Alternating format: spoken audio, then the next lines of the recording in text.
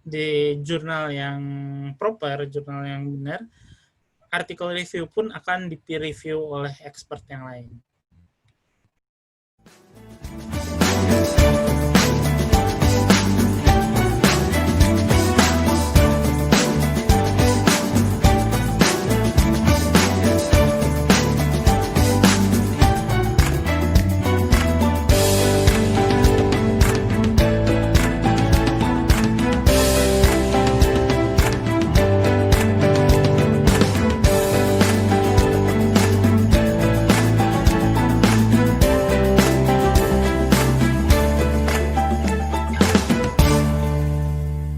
Ibu Aida Nurul Barokah.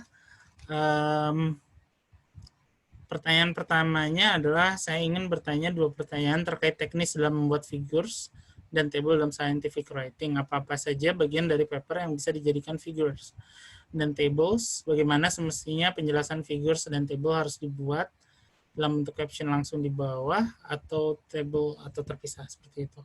Terus kemudian yang pertanyaan kedua mengenai review paper, adakah batasan topik yang boleh dijadikan review paper? Apakah review paper juga telah sejauh? Oke, untuk pertanyaan pertama,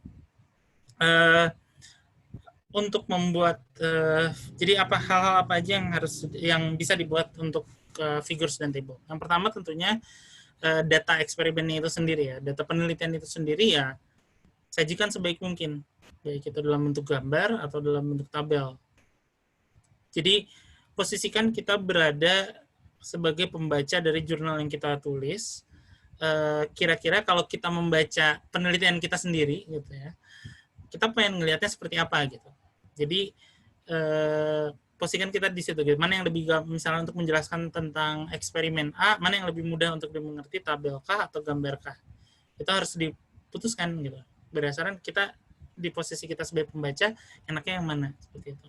Terus kemudian yang kedua, untuk figure salah satunya skema atau misalkan kerangka berpikir dari penelitiannya itu sendiri seperti apa. Itu bisa dibuat. Biasanya kalau saya menulis figure pertama atau gambar pertama itu adalah tentang skema atau ide dari paper itu sendiri gitu. Apakah penyiapan sampelnya atau pengukurannya atau fenomena fisisnya, misalnya kalau saya orang fisika, coba buat ilustrasinya seperti apa. Jadi karena gambar itu kan tujuannya adalah untuk membuat orang mengerti atas isi paper kita gitu dengan secara cepat gitu. Jadi kalau memang gambarnya sudah bagus, mudah dimengerti, sebetulnya yang namanya caption dan teks penjelasan di manuskrip itu hanya menambahkan detail gitu. Beda lain kalau misalkan gambar atau figure atau tabelnya itu jelek atau sulit dipahami, teks itu malah menjadi nanti sesuatu yang harus sangat terperinci gitu, harus betul-betul menjelaskan lagi idenya seperti gimana. Tapi kalau ide bisa tersampaikan dari gambar kan itu akan lebih mudah kayak gitu.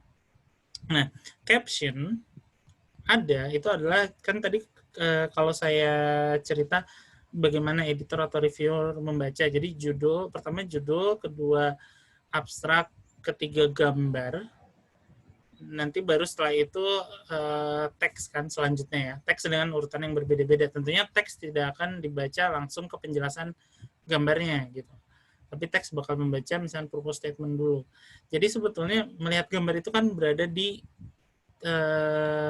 tahapan yang ketiga kan dari judul, abstrak, gambar.